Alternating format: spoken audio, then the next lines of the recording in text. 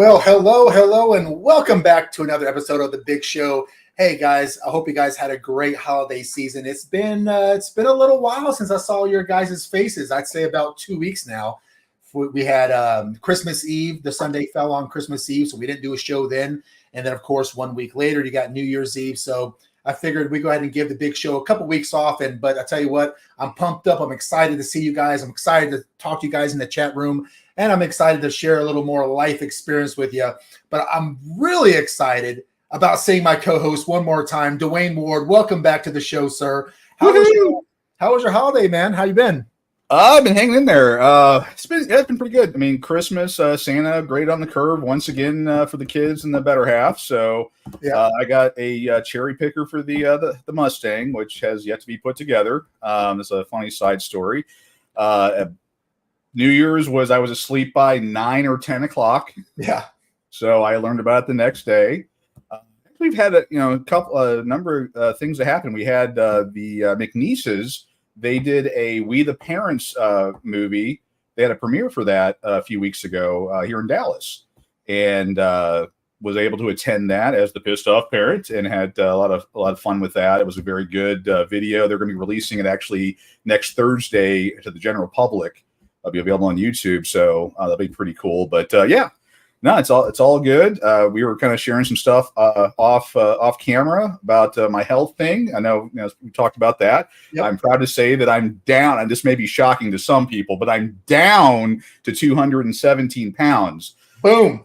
Used to be a little bit bigger, just a smidge. What did you weigh whenever I first met you about a year ago? Oh, God. 250? You're never supposed to ask a woman what her weight is. Yeah, that's how much does it weigh, and how many people have you slept with? Those are two things. The two. Yeah. I was about a C or a D cup. Wait, you mean weight? I was 200 and I want to say 50 or 70. I know the scale kept saying get off. I don't know. Yeah. So, one at a time. Yeah, one at a time kind of thing, or moo or something like that. But and it, obviously as I get older, those things that were impacting my health. But now, kind of where I'm at, kind of trying to eat better and all that. I've been doing it for a while, and of course, some of the help that you've given me, trying to resort and stuff in my head has been helping out, and I'm down to 217. My goal is 200 or 199. That's great, man. So I'm guessing your weight goal of 200 pounds is going to be one of your 2024 goals. It is. It's my goal is to get. I got a polka dot bikini that I'm hoping to wear this summer. Very cute. When I hit 199.9, I will wear it, and we'll get a picture fashion show going. Okay, all right. So when you get under 200 pounds, I want to see you wear a polka dot bikini live here on one of the Big Show episodes. It will happen. You have my word. Right when you get to 200 pounds, you're going to stuff your face with a couple of donuts to make sure that you never cross that threshold. Well, I have a funny feeling that all of our audience will be sending me food to please, Lord, don't. Yeah. But anyway, Well, I hope that 2024 is a better year for you and for everyone listening out there. It's been a really tough couple years for a lot of people out there over the last, since 2020. With the whole COVID thing, and then people losing their jobs, and changes and all these things, man. So I really hope that 2024 is a much better year for everybody out there. For those of you that are tuning in for the very first time, this podcast here is something that we talk about. It's really more derived around men issues, but both sexes obviously can take a little something from it. But, on the Big Show, we talk a lot about modern day issues like men's health, masculinity, the hard truth about dating, and what makes a man a man. And on today's episode of the Big Show, what we're going to do today is we're going to dive deep into the unfiltered truths of the harsh realities of life. And in this space, what we're going to do is we're going to explore the raw and unvarnished aspects of the human experience of doing life on this rock called Earth. Life, as you guys know, it is a very complex existence woven with both beautiful moments and also challenging obstacles. And from the pursuit of dreams to the inevitable confrontations with adversity, each episode of our life is like a candid exploration of the highs and lows that really shape who we are and who we become. And in a world often characterized by social media feeds and glossy portrayals, Dwayne and I are going to try to bring you some real stories today, some genuine conversations, and some unfiltered perspectives about life. So you guys understand that we're here to challenge conventional narratives, shed light on complexities that define our existence. So I want you guys to be prepared to embark on a journey today that doesn't shy away from uncomfortable truths, because that's what this show in particular is all about, the harsh truth about life. Our show navigates topics ranging from resilience and triumph all the way to loss and heartbreak. We cover it all because life is a very intricate tapestry woven with moments of joy, triumph, and connection, yes, but it's also marked by its profound challenges, and each of us listening to this podcast faces a unique set of obstacles that shape our journeys and contribute to our complex existence. The reality that is life in all its beauty can be undeniably challenging, and it has been for many of you guys listening right now. One of the inherent challenges is the uncertainty that accompanies every single step we seem to take, whether it's navigating personal relationships, pursuing career aspirations, or simply facing unforeseen health issues. Life, man, it throws its curveballs that test our resilience, and the unpredictability of circumstances, it can be a very formidable adversary, demanding a great amount of strength in the face of adversity.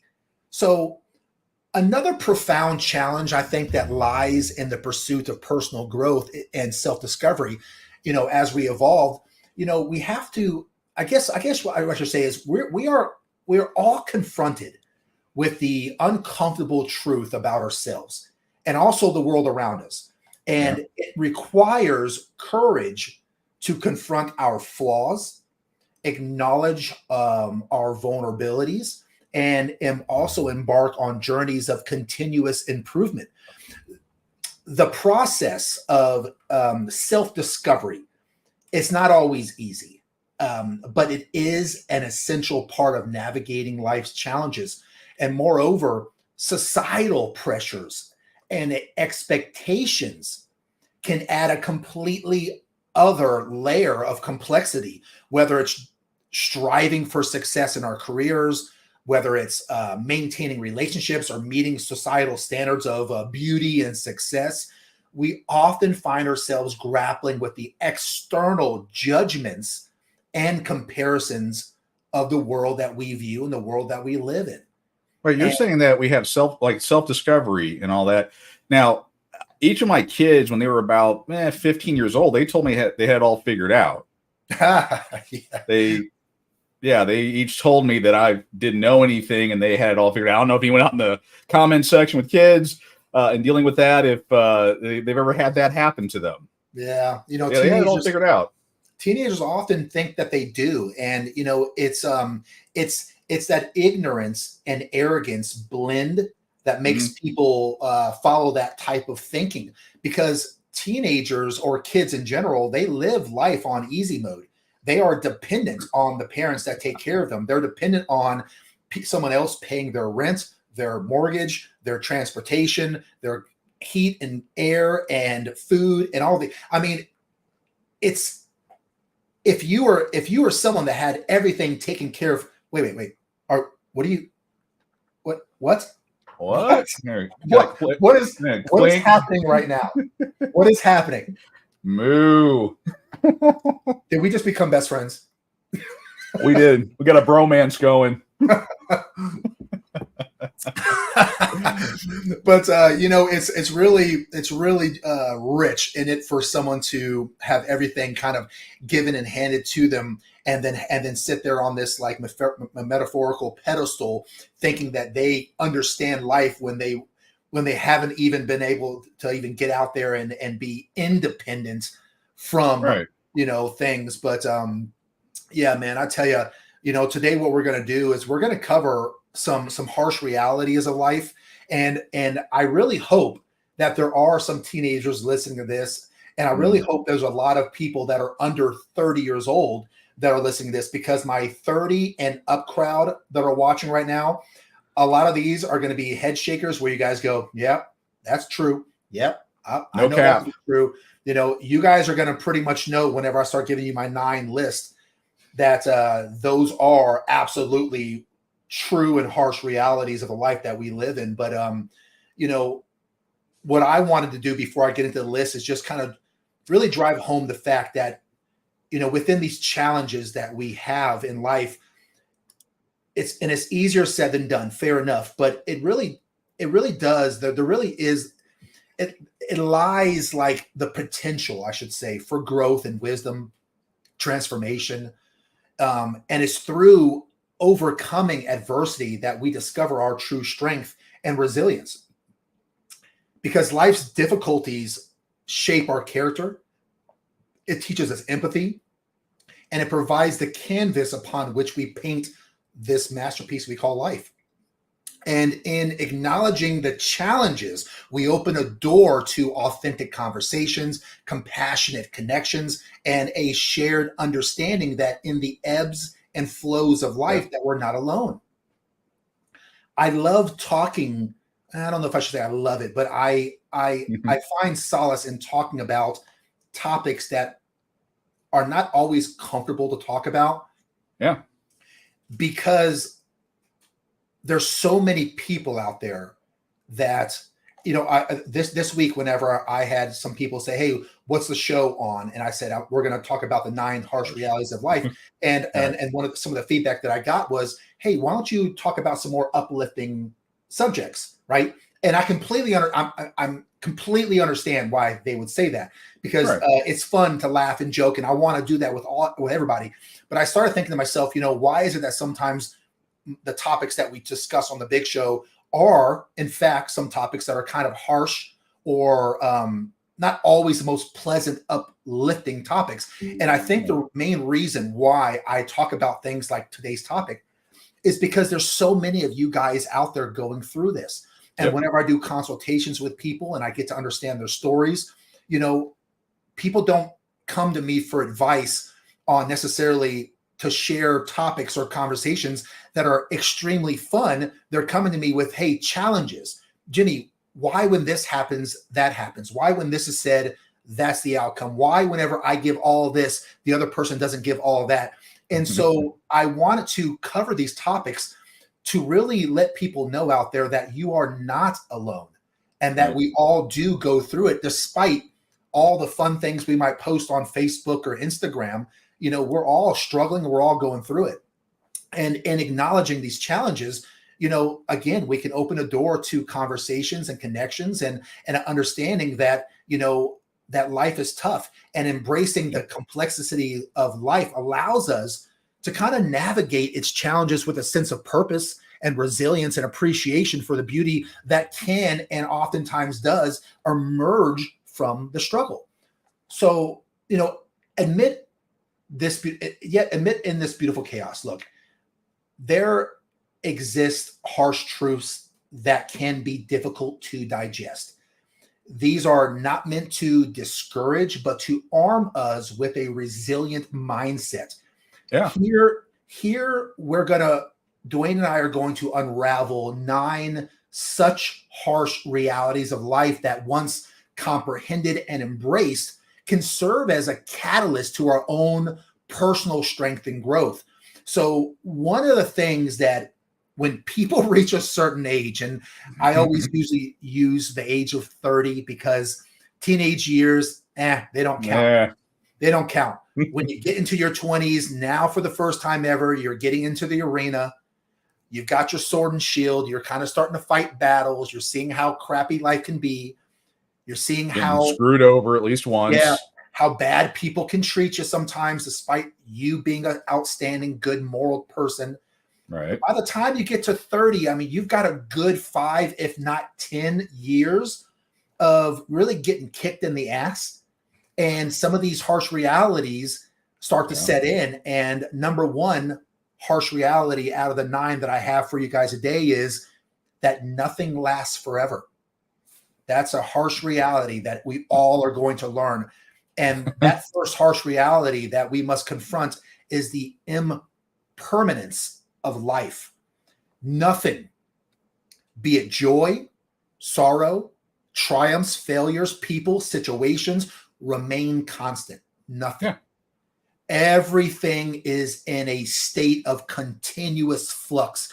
And this truth can be daunting to accept because we often find comfort and security in stability. People fear change, right? I mean, no one really likes change. Right. It's uncomfortable. And when you finally get some stability up under you, a foundation that you can rely on, something happens in life where it turns right around and goes, not today. We're going to change all this. Yeah. But, understanding and embracing this reality of impermanence can foster an appreciation for our present circumstances, no matter how fleeting they may be. And it prepares us to face inevitable changes that life throws our way with resilience and grace, hopefully. Right. Hope and sometimes and oftentimes fostering personal growth and strength. These instabilities make us better people. And let me drop a little wisdom on you guys, okay? Nothing stays the same. It all gets crushed, guys. It all gets broken. It all passes with time. The only moment that you're in currently has meaning.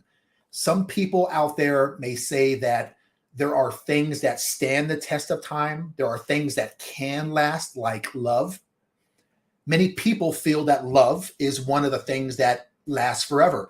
And let me say, I don't agree. I'm going to give you my supporting argument. In terms of love, have you guys noticed that there's really honestly nothing more fragile or delicate than love? Yeah. Love is like a fire on a rainy day. You've got to spend all your time protecting it, feeding it, tending to it, because if you don't, it goes out. You can only have a love that lasts forever if you constantly tend to that love, because if you don't, then your love will eventually die. And the only thing that will last forever will be the pain that comes after. And the alimony. And the child support. And child support, yes. And visitation rights. And yes. And a dry spell for at least 3 months following that. 3 months. Wow. Okay. Good to know. All right. Until you get on Tinder and you realize, you know what, I don't know what's worse, my ex-wife or Tinder. They're both just shitstorms. But But look, I hope that you guys realize that in this life, not every tree lasts forever. Not every stream flows until the end of time. While the world changes, nature changes with it. And in the course of your life, you will remember that friends come and go. But I also hope, though, that your love for them remains and that you're still happy to reach out and connect, because if you don't, then even that that love for the friendship with them will die. No. So don't let people who meant the most to you fade away. Connect with those that you love and rekindle that love. Stoke that love by letting them know that you care, because life is short, guys, and nothing lasts forever. The second thing that I would say that's a harsh reality of life, and tell me if everyone here listening to this hasn't learned this one yet, that failure is inevitable. Oh, yeah. Man, I'm tired of it, dude. I don't know about you guys, but I'm so tired of failing. Really? Man, sometimes you just want to have a couple wins under your belt. You want to have some wins, but I mean, having failures though that leads you to success. I mean, I'm trying to remember the smart guy that said it, but I didn't win, once. I failed 100 times. I mean, I'm paraphrasing it horribly, but those failures though, they sharpen and hone you, and then you eventually get your success, and it becomes that much sweeter. Now, unfortunately, people will only get around you when you've succeeded, not when you're failing, while you're trying to get there. But I mean, I get your point about failure. You're getting kicked in the gut. You go to court and you lose. Your child support goes up and your visitation goes down, or you lose your job, or you find out your significant other is not doing what they're supposed to be doing. The failures. I get it, but it done the thinking about it right. You can then turn those. I don't know if this further along in your notes, but turning those failures around, you can turn those into successes, learning opportunities. And, on this journey, taking those failures and making them into a success of some kind. Well, of course you're right. Of course you're right. And we all know, of course you're right. Of course. But I mean, we've talked about this a few times. We all agree that we probably learn more from our failures than our successes. Some of us just would like for some successes to cross our paths a little more frequently than the failures do. It's just because I have gray in my beard. There's the difference, There's a wisdom that comes from the gray. But failure, though universally disliked, is an inescapable aspect of life, right? I mean, even the most successful, to your point, individuals have stumbled and fallen on their paths to achievement and success. Yeah. However, it is important to perceive failure not as a dead end, but a stepping stone towards success, because failure is a very powerful teacher. It provides valuable lessons that can't be learned otherwise. It reveals our mistakes. It highlights our weaknesses.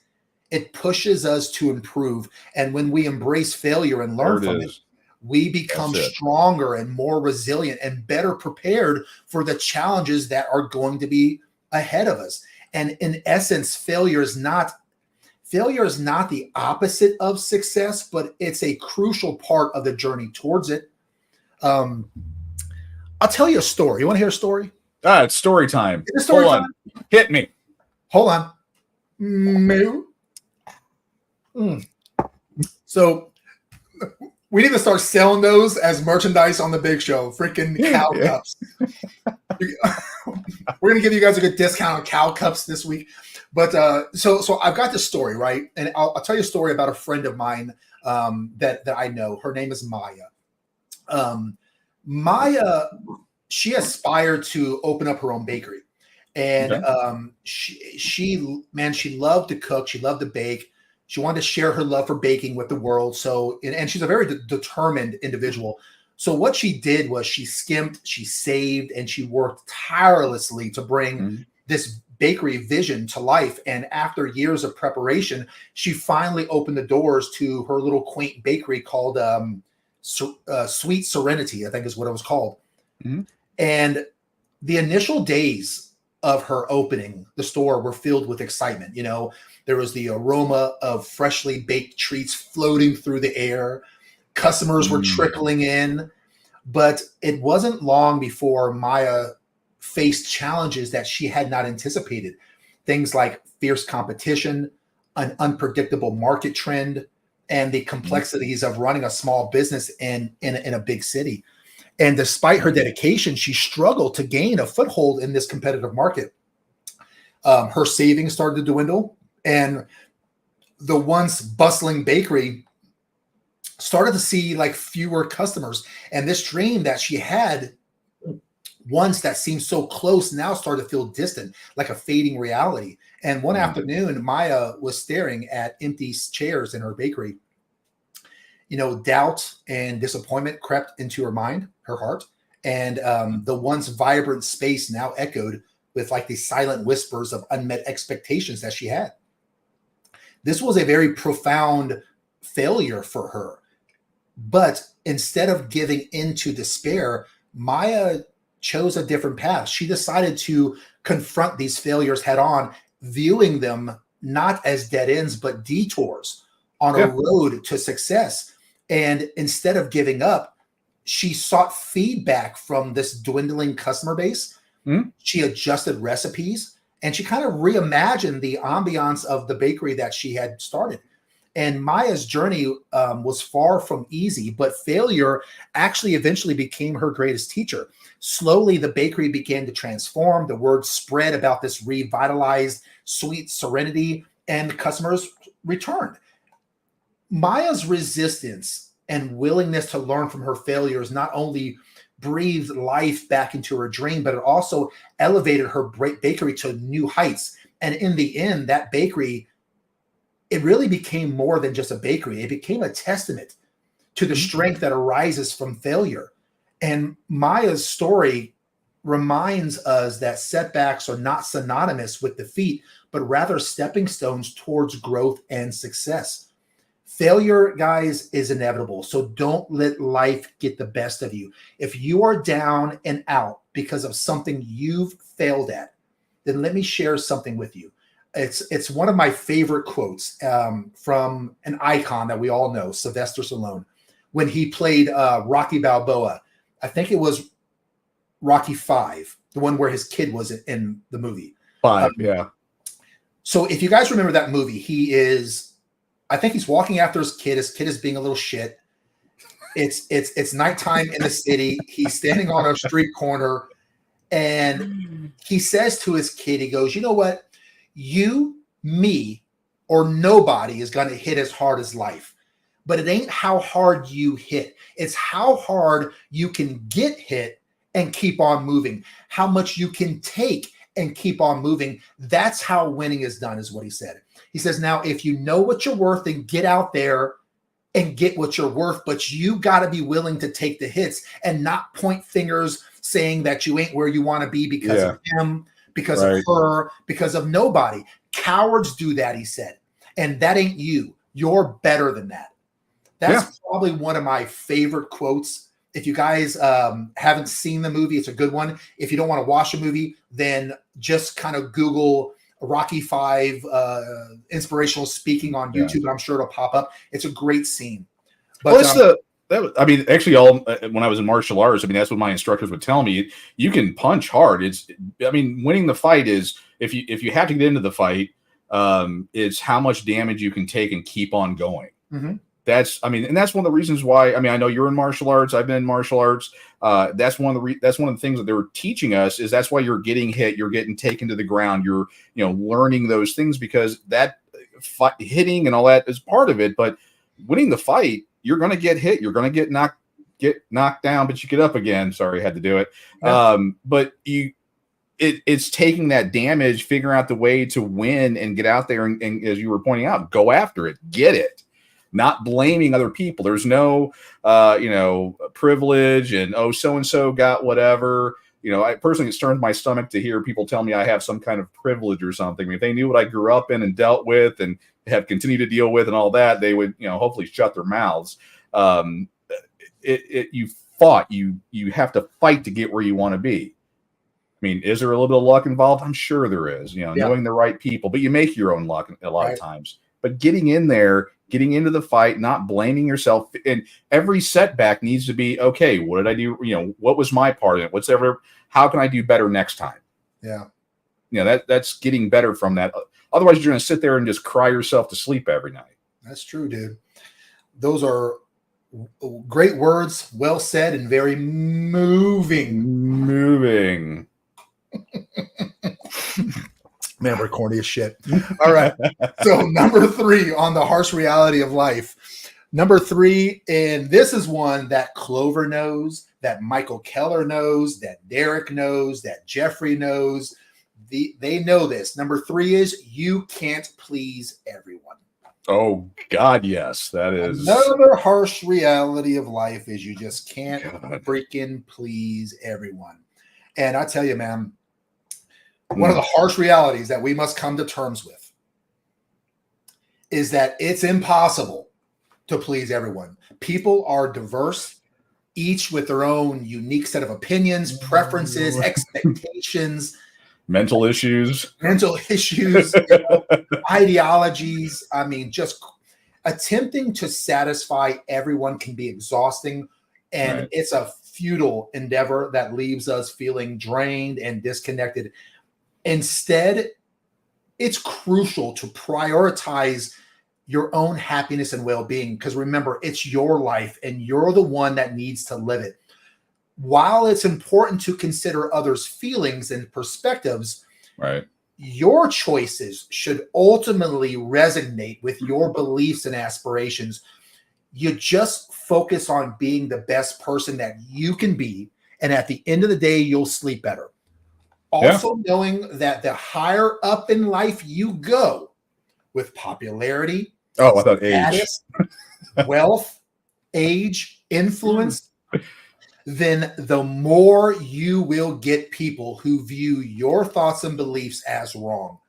Some people even say that the more haters you have, the more you must be doing something right. I must be doing a lot right. But let me see. I get them out. Yeah. I mean, I get them out of the woodwork. I mean, there's always this, that, and the other. And I have that the litmus test of the 2 questions I ask everybody as far as if their opinion matters to me, which I can't repeat on air. Yeah, you can't please everybody. You're going to piss them off immediately. That's easy to do.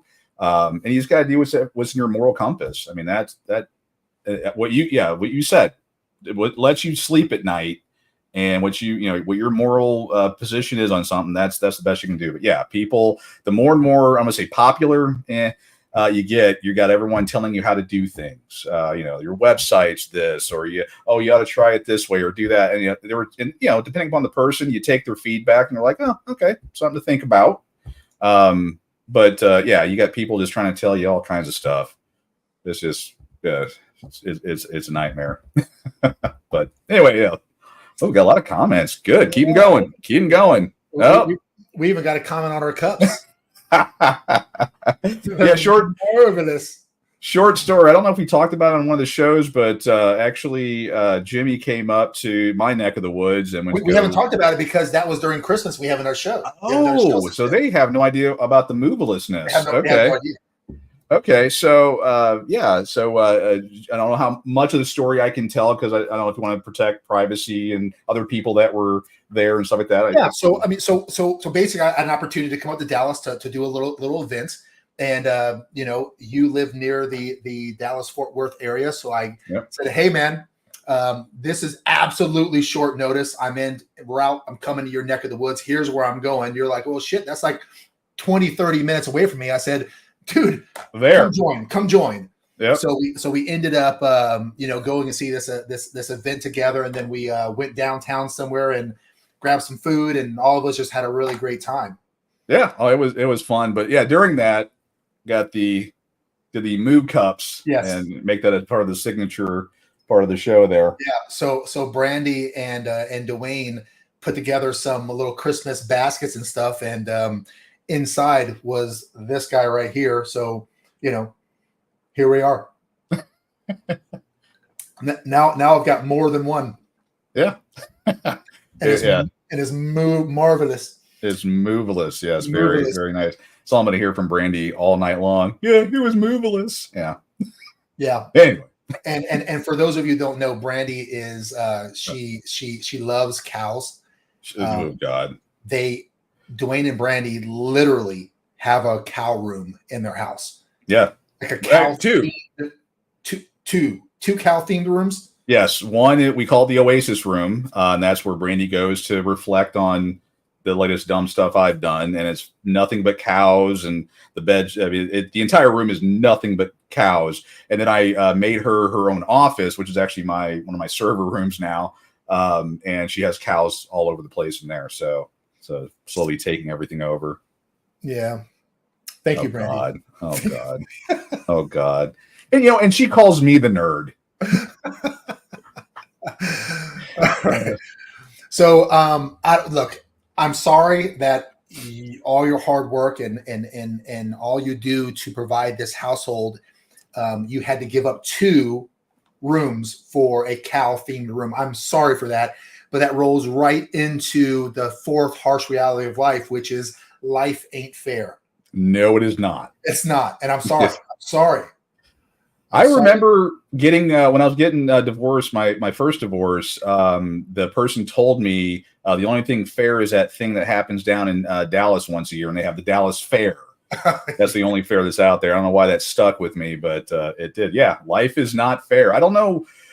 I get, when you're young and idealistic and you believe all the nonsense out there, you have this idea of fairness. There is nothing fair about this world at all. Yeah, man, there's really not. And, when people look at, I'm not going to get too political on people, but when they look at political, aspirations, there's one political party that kind of thinks that we all can get along and kumbaya and coexist and all these things. And I tell you, if the world was a perfect place, that ideology would be the right ideology to have. I think it would. But the world is not perfect. And because we live in such an imperfect world where people don't play nicely in each other's sandboxes and, they don't follow rules, sometimes we have to make decisions off of outcomes and not, what life should be fair and all about. But, I saw a study that showed that 99% of people seem to believe that life has treated them unfairly. I mean, an overwhelmingly large amount of people believe that life is unfair and life has treated them unfairly. And my questions are these, like what is fair? Like, is life fair? Yeah. Should life be fair? I'll frame the debate and you guys decide. We clearly have no choice about how we come into this world. We have little choice early in life, but as we grow older, choices abound, right? I have long believed that while we have no control over the beginning of our life, the overwhelming majority of us have the ability to influence the outcomes that we attain. Right. Fair, I think, is a state of mind, and most often an unhealthy state of mind, to be honest. Mm-hmm. In business, in politics, and in life, most of us are beneficiaries of the outcomes we have contributed to. Our station in life cannot, or at least should not, be blamed on our parents, on our teachers, our pastors, our government, or our society. It's largely based on the choices that we make and the attitudes that we adopt. Or the ones that we don't make. Or that's another one. Don't make, yeah, because a non-choice is still a choice. Yeah. People have overcome poverty, drug addiction, incarceration, abuse, divorce, mental illness, victimization, and virtually every challenge known to man. Life is full of examples of the uneducated, the mentally and physically challenged people born into worn, torn, impoverished backgrounds who could have complained about life being unfair, but who instead chose a different path. They chose to overcome odds, leave the world a better place than they found it. So regardless of the challenges that they face, they had the character to choose contribution over complaint. Now, I don't dispute that challenges exist. I don't even dispute that many of us have an uphill battle due to the severity of the challenges they face. What I overwhelmingly dispute is the attempt to regulate, adjudicate, or legislate fairness. Yeah. That somehow that solves the world's problems. Mandates don't create fairness, but people's desire and determination can work around or overcome most of life's challenges. That's my opinion. And it doesn't matter whether you're born with a silver spoon, a plastic spoon, or no spoon at all. No spoon at all. A spork. A spork. You can have a plastic ass spork from KFC. You can be born with that cheap ass thing. It's not the circumstances by which you come into this world, but what you make of them once you arrive that matters. One of my clients came to this country from Africa in his late teens, barely spoke the language, drove a cab while working his way through college, and now is the president of a large technology services firm. Wow.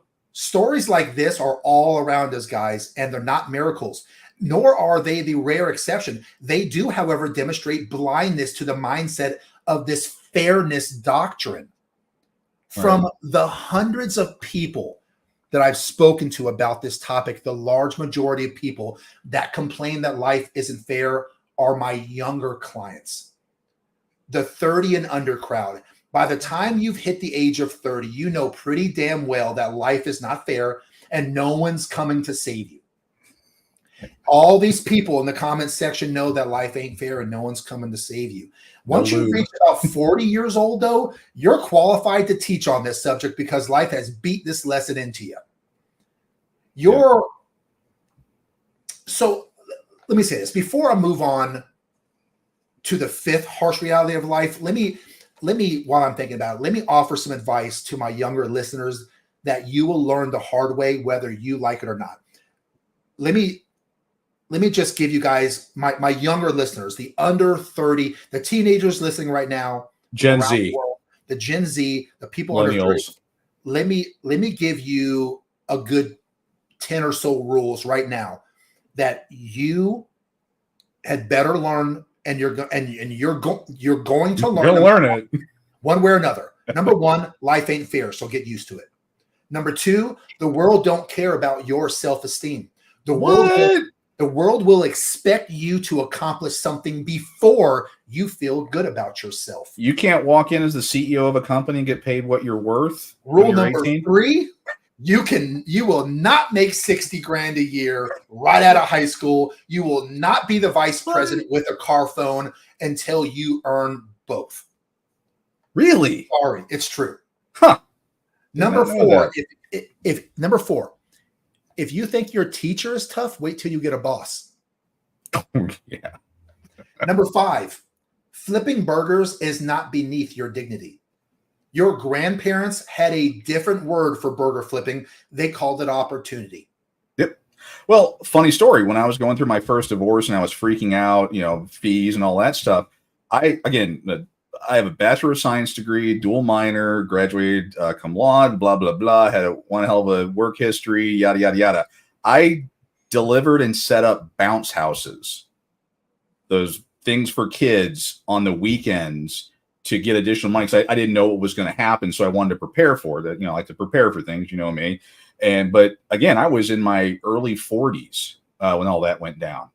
And I'm sitting there, doing those type of things. I was donating plasma and blood and all that, trying just to make sure that, my kids were going to be taken care of. Yep. No, there were people that were like, what the, and again, I obviously don't care myself, probably, maybe some of the workers there or whatever, but I didn't have a problem. I was earning honest money. I was working for my family. I wasn't like, I'm not going to take this, bounce house, part-time job. I mean, I ran multi-million-dollar systems in my, day job and managed projects and had a whole bunch of people under me and all this other stuff. It didn't matter. I went and again did bounce houses. I did customer service work on the weekends and evenings. Well, I mean, not to go off in la la land here, but I used to get up at 2 a.m. to sell. I can't remember what it even was, but I'd get on calls or whatever at 2 a.m. for a side gig to sell stuff so that I could earn additional money to defray the cost of what was going on and everything. There was no job beneath me. Yeah. It was opportunity. I did what I had to do to take care of my family. And you're right. I hear it from my own kids. I hear it from other younger folks who are like, I can't flip burgers. I can't do this. I need to be a so-and-so. No. Crazy and delusional.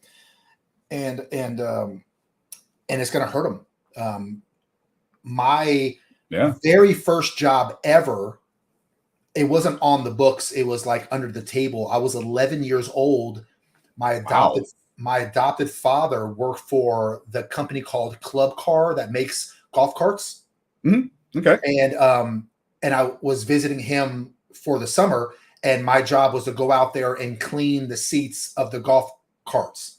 Wow. Yeah. So that was my first summer job. I worked all summer, probably about a month and a half, and I got my paycheck No lie. Who's that FICA guy?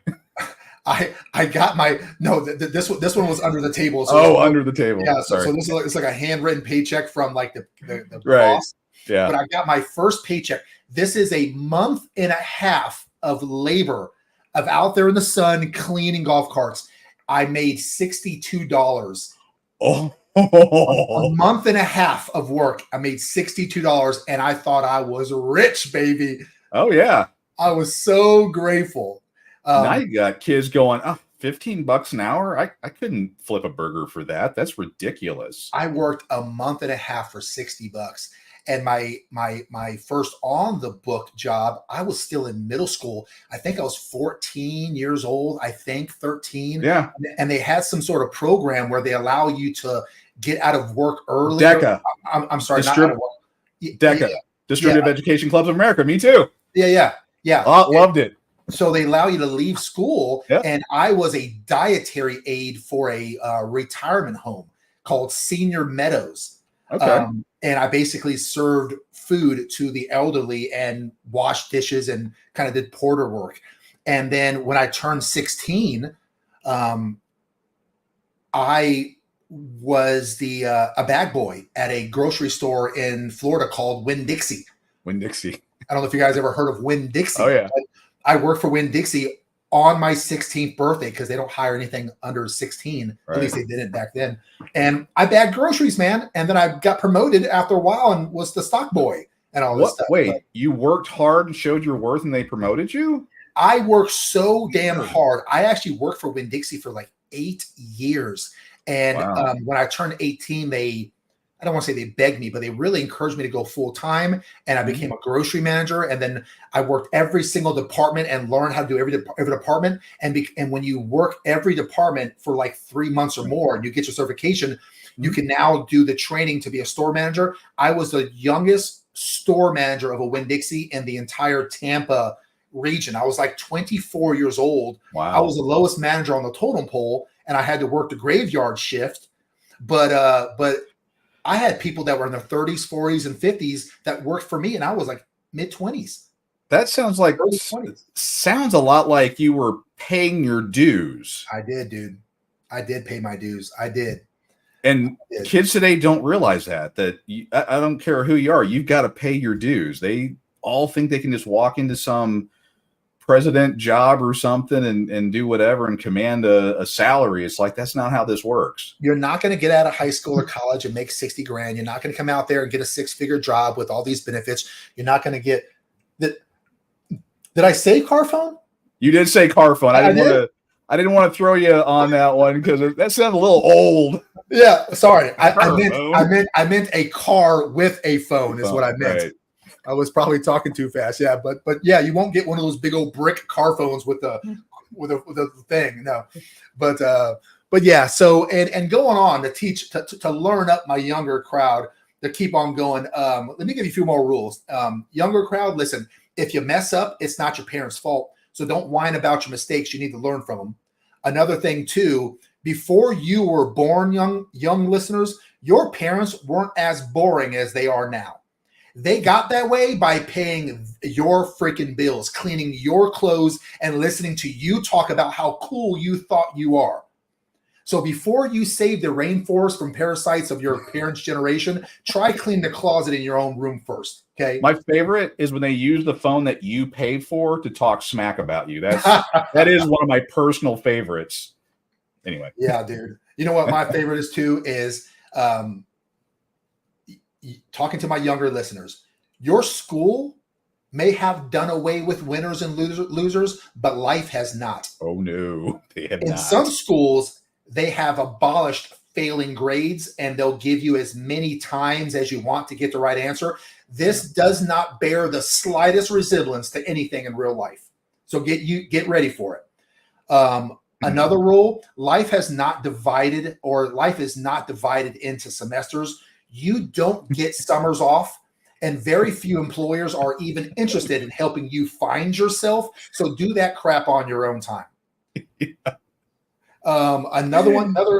Some big show advice for you young guys is television is not real life. Okay. In real life, people actually have to leave coffee shops and go and get real jobs. And the last piece of advice, and I'll leave it at this, is some of you guys, you better be nice to some of these nerds, because chances all are you'll be working for one in the future. I've learned that too. But the nerds won. Yeah, the nerds will win in the future. And no, we won. We won. Yeah. And in high school, listen, I was the jock. I played football, basketball, baseball. I chased women. I was funny. I was, I did all the cool things that made me popular in school. But let me tell you something. The guys who were the nerdy ones in science, technology, played Dungeons and Dragons. The nerds that we used to pick on that did ROTC and marched down the halls because they wanted to go in the military. They're doing all right. They're doing all right now. Let me tell you something.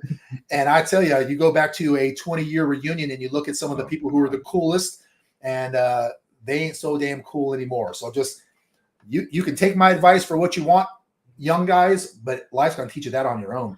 Well, high school is a blip. I mean, something for the younger crowd is high school is a blip in life. It doesn't reflect reality. The trying to look cool and all that stuff in high school, after, those friends and all that, they're not, more than likely they're not going to be there. You're going to change and be hopefully a different person. And it's just a blip. I mean, real life is a bigger thing. I tell you, man, I thought that high school was so important. I thought my popularity and the girls that I dated were so important. What people thought about me and the clothes that I wore was so important.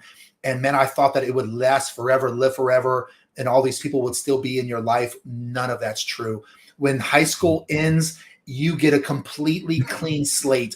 Most, like 99% of all the people that you met and hung out with in high school will not be in your life. And most of you will never, ever see again. I tell you, high school is, like Dwayne said, it is a blip. But let me go on down the road. So we're on number 5, I think. Number 5 of the harsh realities of life. And number 5 is going to be that pain is a part of growth. Pain, and I'm talking about physical and emotional. It's an intricate aspect of the human experience. And while it's often seen as something to be avoided, pain that is, it also can be a powerful catalyst for growth and personal development. Well, working out is a great example. Not that I have experience there, but I mean, you're tearing muscles, you're destroying, I shouldn't say destroying, you're tearing muscles, and that's how they get bigger and better. Yep. I mean, that's how you do it, going through that physical pain. Yeah. The emotional pain, obviously, you get your heart broke. Well, you learn something from that. Or you get into a situation that, you thought you could trust somebody or whatever, and they screw you over. You learn from that. Or you do it. I mean, it could be the other way around. You learn that there's consequences for your actions, that type of thing. Sorry. It's true, man. The pain that we go through is the price that we pay for things that we value. It's crucial to realize that that this is a reality, and you need to be willing to meet these demands. You need to be willing to embrace this process, understand that every effort contributes to your growth, and remember that the most rewarding accomplishment often comes from the most challenging journeys. In essence, while pain may be uncomfortable and challenging, it shapes individuals into more resilient, compassionate, and self-aware human beings. And embracing the lessons that pain brings and viewing it as a natural part of growth can empower individuals to navigate life's complexities with greater strength and understanding. If you're someone who wants more for your life, then you will endure pain, period. Yep. If you want something meaningful, something rare, then you will endure pain. Nothing in life that you want that's valuable will come easy, because if it were easy, then it wouldn't be valuable. Value is largely derived from rareness. The more rare something is, the harder it is to obtain. You will endure pain, period. Guys, while I'm thinking about it, please like, share, and subscribe to the channel. Don't forget to support the page by liking the video, subscribing to Dad Talk Today, and be sure to hit that bell icon next to the subscribe button so that way you're notified whenever Dad Talk Today goes live again. Let's drink to that. Excuse me. Number 6. Number 6 is that everything comes with a price. The old adage of there's no such thing as a free lunch is a stark reminder that everything in life comes at a price, be it success, love, happiness. Each require an investment of some sort. This could take the form of hard work. It could take the form of time, sacrifice, or even the pain of disappointment. But it's important to acknowledge that this fundamental truth is what it is and be prepared to pay the price for whatever you truly, truly desire. It might mean enduring hardships, making sacrifices, investing significant time and effort into something, but understanding and accepting this reality, if you do, you'll position yourself to achieve your goals and realize your dreams. Even the journey that Dwayne is on right now, you're not necessarily going to the gym, but you've changed your entire way of eating. Yeah, not eating a lot. Yeah, I'm trying to be at least somewhat active, more so than I have been. But yeah, I mean, it's portion control, making big sure, portion control. You're choosing healthier options. Look, losing weight, it comes with a price, man. And that price is you sacrifice the donuts, the lovely taste of donuts and cheesecakes and, blueberry muffins sometimes. I mean, everything that is special, hard, worthwhile will come with the price. So understanding hardships, because a lot of this today is really kind of putting your mindset in a way or a spot where you are recognizing and understanding that hardships is inevitable and it's not something that's necessarily bad. Number 7 on the harsh realities of life out of the 9 is number 7 is you can't control everything that happens. You can't control everything, guys. I mean, there are many aspects of life that is going to fall beyond our control, from the actions of others to unforeseen circumstances. Attempting to exert control over these elements can lead to stress and frustration, as it's a battle that we can't win.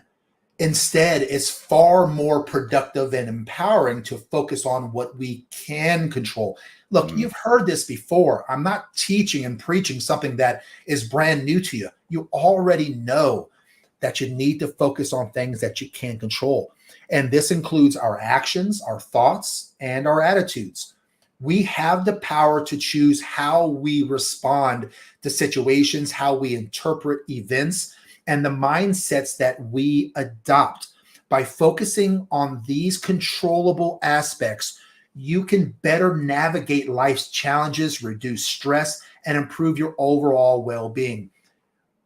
This life lesson, guys, is one of the hardest to learn. At least it is for me. Let me give you guys a quick little story about this, okay? Because one of the like whenever I think about this particular harsh reality of life, it really hits home for me because I'm not a control freak, but I'm a person that likes to make sure that I'm structured, I'm disciplined. Right.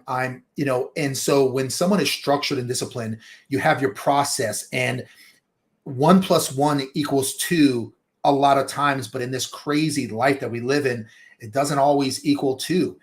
Outside influences, COVID, political changes in the presidency, ex-spouses, stock market changes, people that we meet, jobs, careers, they change, man. And you want to know one of the reasons why this one hits hard for me is because I think about my past relationships. And that's the first thing I think about whenever I say I can't control everything, because, there's been times, ladies and gentlemen, that I consider myself a pretty good man. I do. I'm not perfect, but, I know what's out there, and I'll be happy. And I'll say this with all humbleness. I'll be happy to put myself up against most men. I think I would be at the top echelon of men. I am trustworthy. I'm masculine. I work hard. I try to do the right thing. Where am I going with this? This is where I'm going with it. I know female nature. I have many years of studying females and males. I know people. I have a very good talent of recognizing patterns in people and things. Yep. Despite all the knowledge I have, despite the fact I have a freaking podcast and I teach this shit, despite all that, I've got failed relationships that I look back on and I don't know if I would use the word embarrassed, but I'm heartbroken over them.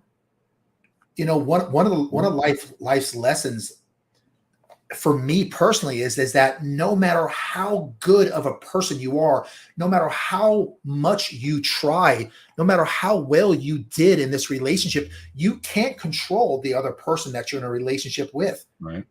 So when I say you can't control everything, even the relationships that we're in, some of you guys, I mean, let's be honest, right? I mean, it should be a 50-50 thing with, hey, I'm putting in my effort. She's putting in her effort. I know what my roles are. She knows what her roles are. I got my jobs and my tasks and my duties, and she has hers. And as long as I do everything I need to do and be there for her and do all these things, then everything should work out fine, because as long as she does what she needs to do, well, then kumbaya, right? Am I right? No. I mean, how many of you out there have done the things that you were asked to do and the relationship still failed?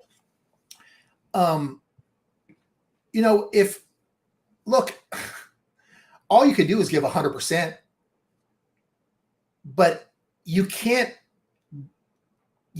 give what the other person's unwilling to give you. You can't make people love you. You can't make people care. You can't make people sometimes change. You can't sometimes, no matter how good you are at communication. I would consider myself a pretty freaking good communicator. I still have failed so many times in getting the person that I care about, that I love, to understand the words that are coming out of my mouth. How do you deal with that? Dude, it's just hard. It's just hard. Well, is it self-reflection and then learning from that experience and, you know, healing from it as well as you can before you get into the next relationship? Yeah. I mean, what, like, talk whatever relationship, pick one. Like, what did you do to get to that next level to where you were at peace about it? What was that? It's going through these hardships that we're talking about and learning from. It's right down the alley of what where you're going with it. Is the next time you go through a relationship with someone, do the best you can, not bleeding on someone who's never cut you. Try not to bring your past traumas into your future relationship, although that's impossible to do 100%. But instead, look for the red flags, man. Don't jump in too quickly with your heart.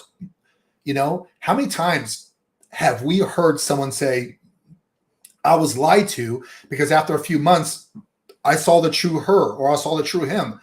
And then they realize, man, I'm almost embarrassed that I said that I can say that I dated this person.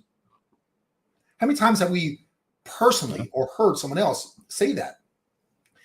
You know, so we just have to get good at understanding that no matter how good of a person you are, life's not going to treat you any better because you're a good person. Sometimes worse. So guys, you can't control everything, okay? And number 8 of a harsh reality of life, and we're almost done, is that the only constant thing in life is change. And that's a tough one, guys, because we don't like change. Change is an inevitable part of life. It's the only true constant that we can count on. And while it can often seem daunting and unsettling, it's this energy that fuels our growth and evolution. Instead of fearing change, embracing it can open doors to learning, adaptation, and enhanced resilience, I guess. For every change, whether it's big or small, it offers a chance to develop new skills, gain fresh perspectives, and become a stronger version of you. But let's be honest, man. And let's say what we're all thinking right now. Change is uncomfortable. It's scary. And a lot of people, including me, are afraid of change because it's only human to fear the unknown. I get it. And you want to know what? I agree. I hate it also. But by viewing change as an opportunity rather than a threat, we can navigate life's twists and turns with grace and confidence and an unquenchable thirst for learning. It just requires an alteration of your perspective. You've got to take a glass half full approach to change when you're facing when you're faced with it, and that's not easy to do. You need to take a moo cup glass half full. What's in yours, by the way? Because I'm sure someone's wondering, like, what do we have in these things? What do you have in yours? Mountain Dew. Oh, Diet Mountain Dew, I assume. Mountain Dew Zero, actually. That'll work. I've got iced tea in mine. Iced tea. All right. I don't have coffee. I have iced tea. So, but look, you know that there's nothing you can do to stop change, right? And you know that your two options are: one, change and adapt, or two, get left behind. You know this.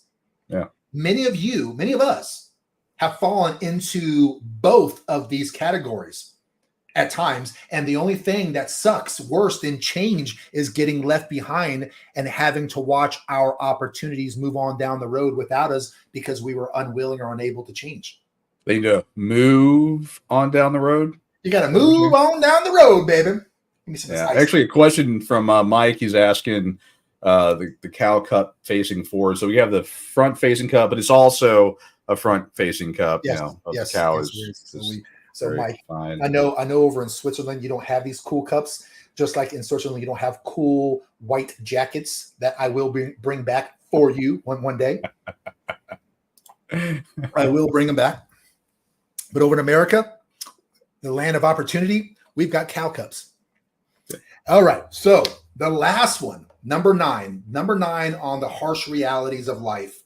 And this one here, I'm going to touch on just a little bit because it's going to be one that, it's going to hit home. Number 9 of the harsh reality of life is that time heals almost everything. Now, the key word here is almost. Yeah. There are some things that you've gone through that no amount of time will heal. You are permanently scarred from that incident. And I know that I can think of a few things, and so can you. Those things have forever changed you. They forever changed me, and they've shaped both of us into the person that we are today. But has time healed you from it? For some, no, it hasn't. Some of the things that some of you have gone through has been, you went through it many, many, many years ago, and it's not healed. You're not healed. And you want to know what? You may never be healed from it. Yeah. For the majority of setbacks that we go through, though, time will heal them. And thank God for that. Time possesses a very unique healing power, capable of soothing wounds, alleviating pain, and providing much needed perspective.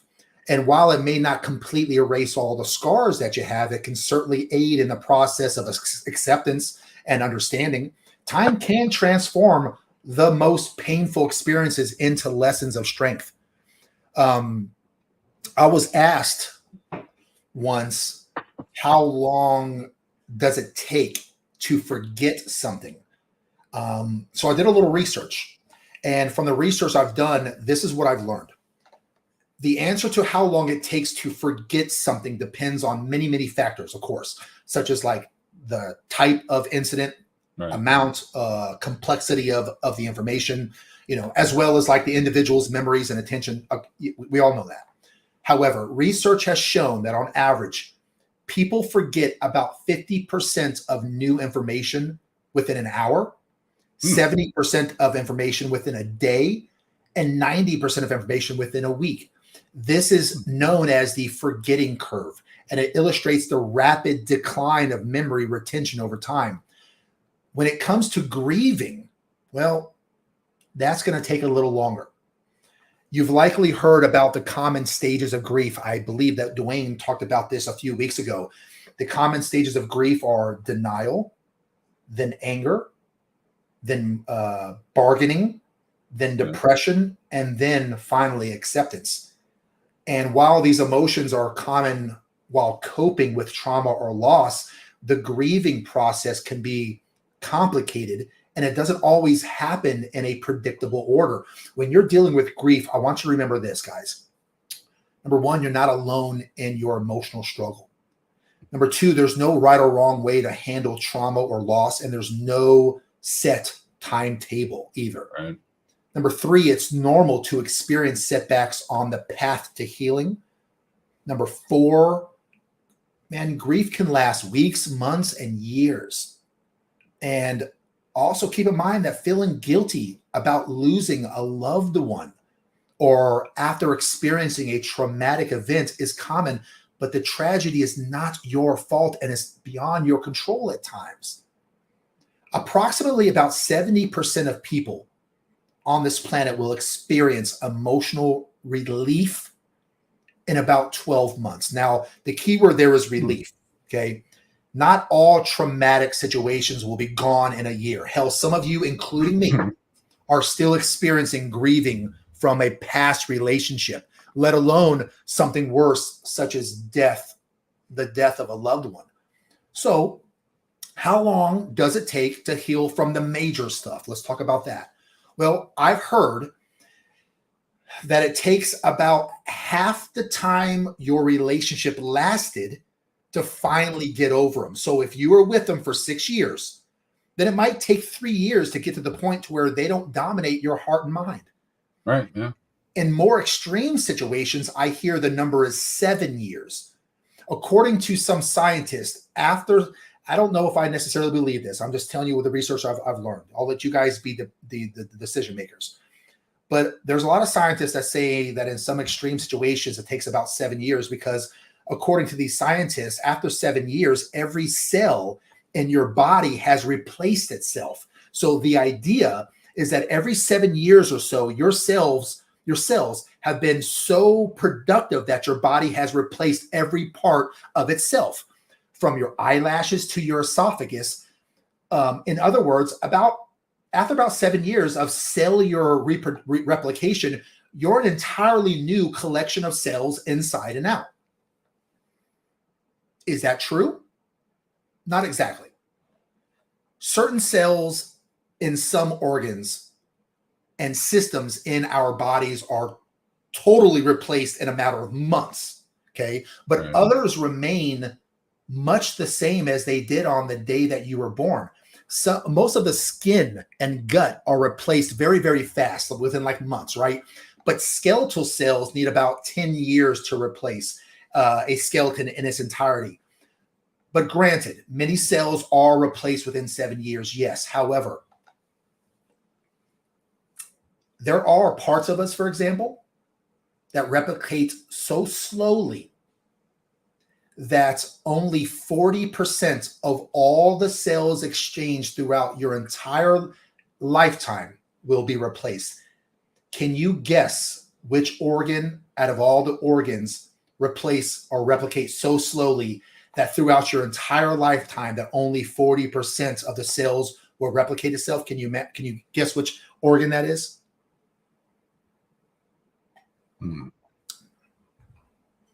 I'll give you a hint. It's the reason why we have a hard time getting over trauma. The answer is your heart. Oh, I was going to say something else. All right, never mind. Your heart is one of the few organs that will never fully replicate. Is that any surprise? Maybe that's why there's something that, maybe that's why there are some things that we go through, guys, that tragedies like that we go through that we will endure that will never fully heal, from. Maybe that's why. Time will heal, and time will heal most everything, but not all. For the things that time won't heal, remember that each passing moment is an opportunity for emotional growth and recovery. So embrace the passage of time as a healer and a teacher. And if you're lucky enough, it'll guide you towards inner peace and wisdom. You got anything you want to add before I close out our show today? I was just glad I wasn't asked what I thought that part was, because I would have probably got us banned. Of course. No, as you know, wise words. Again, I'm glad to be back. Sounds like a very good show. I'm just glad to be back. Can't wait till next week, next Sunday. For people that are, going through these harsh realities or trying to get help, there is help available. And there's obviously professional help. If you want to get around a community of folks that understand the things that you've been through, I know a lot of our people on here, have been through family court and child issues and all that. Dad Talk Today support group is one of a number, but one that I hold near and dear. But I would just invite people to go on there, sign up, and start asking questions, get healed. There's a lot of people there that understand what you've been through, and they can help you. And as you were kind of talking earlier, that community, getting around other people that understand it, will help you heal. It won't completely do it, but it will help you move forward. Yeah. I was looking through the comments section, and I won't point them out, but I see a good friend of mine on here. I spoke to him on the phone just yesterday, the day before. And let me tell you something about resilience, man. This guy here that is on here, he's been through some stuff, man. I've known him for over 20 years. We're good friends. I spoke to him on the phone just a couple of days ago. This guy has had a challenging upbringing. When he moved from Maine to Florida, he was homeless. He literally lived on the beach for, I think, 6 months, if I remember correct. And he would shower in the public beach showers that you use to get the sand off of you. Right. I think after that, he got himself a job as a bouncer and then a bartender, and that's where I met him. And then we became friends, and he's had some pretty challenging relationships that he's gone through. The man's been through some adversity, and he's lost a parent, and he kept pushing, man. He kept pushing, and I'm proud of him. And he's doing good now. Time has not healed all the things that he's gone through. I know that to be true. It's healed a lot, but I tell you what, man, if anyone needs to write a book, it's probably that guy. But I won't say your name, but I'm proud of you. I'm proud of you. And I'm proud of all the other people here too that sound off, because I know that you guys tune in each week, and I know that you guys are going through it. I even see my mom. My mom's here. I love you, Mom. She's been through a lot, and I'm really proud of her. She's always kept me and my brother with a roof over our head and food in our belly, and she did her job as a parent. So I'm really proud of her. A lot of you guys are, in that same situation where you're doing the best you can for your kids, and, keep on pushing. Failure has gotten to a lot of you guys, but you guys somehow, you keep waking up every day and pushing through another day, and you should be proud of that. My final thought is this, guys. Life's harsh realities can initially appear intimidating. However, acknowledging these truths rather than shying away from them is what molds us into tougher, more resilient individuals. These realities, no matter how daunting they are lessons in disguise. They teach us about strength. They teach us the resilience. They teach us the art of acceptance. Life's challenges are inevitable, but our responses to them shape our journey the way that they've shaped yours. Rather than viewing difficulties as an insurmountable obstacle, consider them as opportunities for growth and for learning. Embracing these truths arm us with the wisdom and courage required to traverse life's unpredictable terrain. So remember, it's not about avoiding life's storms, but learning how to dance in the rain. So welcome these truths as your guides. Let them shape you into a stronger individual, ready to take on life's every challenge. I believe in you. I know you can do it. I know that you were born to do something special. So get out there and show the world what you're made of. Guys, I want to thank you for tuning in for another episode of The Big Show. I really, really love having you guys here every single week. Dwayne and I will be back here next week, same bat time, same bat channel. That's Sunday, 6 p.m. Central, 7 p.m. Eastern. Until then, you guys have a great week.